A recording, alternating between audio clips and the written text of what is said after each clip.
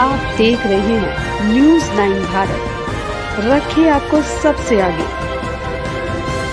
नमस्कार, आप देख रहे हैं न्यूज़ 9 भारत और मैं हूं आपके साथ अशोक चौहान। देश और दुनिया की तमाम खबरों पर आइए डालते हैं एक नजर। आजमगढ़ के सिडारी ओवर ब्रिज के पास एक मैरिज हॉल में आयोजित वक्फ सुधार जन जागरण अभियान कार्यक्रम में सहभागिता करने पहुंचे प्रदेश सरकार के मंत्री दानिश आजाद अंसारी ने सरकार के फैसले को सही ठहराया और कहा कि मुस्लिम समाज के पास जो वक्फ की संपत्तियां हैं उनका इस्तेमाल उनके विकास के लिए होना चाहिए। ये मोदी सरकार की सोच है। इससे आम मुसलमानों के जीवन में विकास होगा और जो अवैध कब्जे हैं उन्हें हटाया जाएगा। जिले में पहुंचने पर भाजपा आजमगढ़ जिला अध्यक्ष ध्रुव कुमार सिंह ने मंत्री का स्वागत किया। मंत्री दानिश आजाद अंसारी ने कहा कि केंद्र की नरेंद्र मोदी सरकार वक्फ संशोधन अधिनियम कानून लेकर आई है, इसका हम सभी लोग स्वागत करते हैं। कहा कि वक्फ की जमीन पर स्कूल, कॉलेज और अस्पताल खोले जाएंगे जिससे शिक्षा और स्वास्थ्य के क्षेत्र में बढ़ोतरी होगी। मस्जिद, मदरसा, ईदगाह पर कोई आंच नहीं आएगी। जो ईदगाह, कब्रिस्तानों पर अवैध कब्जे हैं उन कब्जों को मुक्त किया जाएगा। कांग्रेस पर हमला बोलते हुए प्रदेश सरकार के मंत्री दानिश अंसारी ने कहा कि कांग्रेस ने देश को बांटने का काम किया है। पहलगाम घटना पर कांग्रेस पाकिस्तान की भाषा बोल रही है। कांग्रेस को ये क्लियर करना चाहिए कि वह भारत के साथ है कि पाकिस्तान के साथ। मंत्री ने कहा कि सपा, कांग्रेस और ओवैसी की प्रायोजित नेता विरोध कर रहे हैं पर हम मुसलमान नरेंद्र मोदी के साथ खड़ा हैं। जातिगत जनगणना की तारीफ करते हुए कहा कि जातिगत जनगणना बड़ी सौगात है। इस अवसर पर बड़ी संख्या में भाजपा के पदाधिकारी और कार्यकर्ता उपस्थित रहे।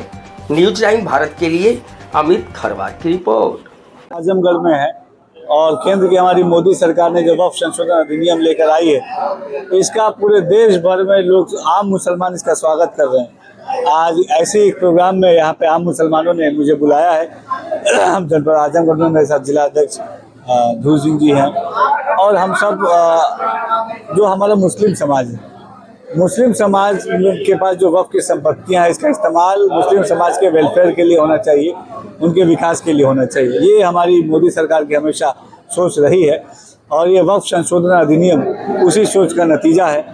इससे आम मुसलमानों के जीवन में एक विकास को हम पहुंचाने का काम करेंगे। अवैध कब्जे जो वक्फ की संपत्तियों पर होते हैं वो अवैध कब्जे हटेंगे। और एक सबसे ज़रूरी बात है कि वक्फ बोर्ड में हमारे पिछड़े पासमानदा समाज का, मुस्लिम महिलाओं का पार्टिसिपेशन बढ़ेगा। वक्फ बोर्ड की संपत्तियों पर स्कूल, कॉलेज, हॉस्पिटल खुलेंगे जिससे आम गरीब मुसलमानों को उसमें अच्छी शिक्षा मिले, अच्छी स्वास्थ्य की व्यवस्था मिले। इसके अलावा जो हमारे मस्जिद है, इदारे हैं, मदरसे हैं, जो हमारी ईदगाह है, कब्रिस्तान है, इनके ऊपर कोई भी आँच नहीं आएगी। ये जो विपक्ष ये जो भ्रम फैला रहा है, ये पूरी तरीके से झूठ बोल रहा है। वक्फ संशोधन अधिनियम से हमारे किसी भी ईदगाह, मस्जिद, मदरसे पे, करबला पे, कब्रिस्तान पे कोई आंच नहीं आएगी। अलबत्ता इस अधिनियम के आने के बाद जो अवैध कब्जे हैं हमारे कब्रिस्तानों पे, ईदगाहों पे, हमारे करबलाओं पे, वो वहाँ से कब्जा मुक्त हम कराएंगे और मुस्लिम समाज को विकास की नई ऊंचाइयों पे ले जाएंगे। मुस्लिम समाज के विरोध क्या कहें? ये कहना झूठ होगा, गलत होगा कि मुस्लिम समाज इसके विरोध में है। कुछ खास राजनीतिक दल के लोग, ओवैसी जी जैसे सपा के प्रायोजित कुछ नेता, कांग्रेस के प्रायोजित कुछ नेता, वो इस अमेंडमेंट का विरोध कर रहे हैं क्योंकि वो नहीं चाहते कि वक्फ बोर्ड की संपत्तियों का इस्तेमाल मुसलमानों के विकास के लिए हो। जो लाइट बंद करने की एक मुहिम जो इन्होंने चलाई थी पूरी तरीके से फेल साबित हुई। आपने देखा कि आम मुसलमानों ने इसका कोई सहयोग नहीं किया है। आम मुसलमान पूरी तरीके से मोदी जी के साथ। सौगात है जातिगत जनगणना। देखिए, हमारा भारत देश जाति की धुरी पे टिका हुआ है और अगर हम विकसित भारत का संकल्प लेते हैं तो बिना जातिगत संरचना को मजबूत किए संकल्प पूरा नहीं हो सकता।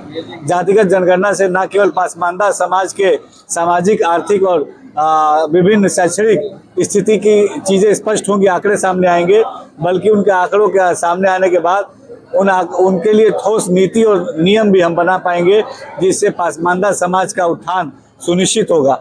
जो जातिगत जनगणना, इससे हमारे पिछड़े, दलित और पासमानदा समाज के जीवन को नई रोशनी मिलेगी। देखिए, कांग्रेस ने हमेशा देश को बांटने की नीयत के साथ राजनीति की है। आज जब जम्मू कश्मीर में कायराना आतंकवादी जो घटना हुई उस पर पूरा देश एकजुट है और इसका कड़ा और मुंहतोड़ जवाब हमारी मोदी सरकार देगी। लेकिन कांग्रेस पार्टी पाकिस्तान की भाषा बोल रही है, जो कहीं से भी उचित नहीं। खारगे जी कह रहे हैं आज कांग्रेस पार्टी का ये जो रवैया है, ये दर्शाता है कि कांग्रेस पार्टी को अब क्लियर करना चाहिए वो किसके साथ है, वो भारत के साथ है कि पाकिस्तान के साथ। ठीक सिंधु जल चलिए।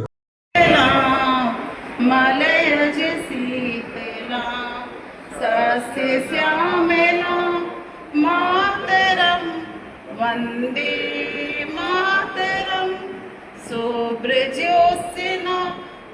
यहाँ खबरों का सिलसिला कभी नहीं थमता। सिर्फ और सिर्फ बने रहिए न्यूज़ 9 भारत पर। अब चाहूंगा इजाजत। नमस्कार।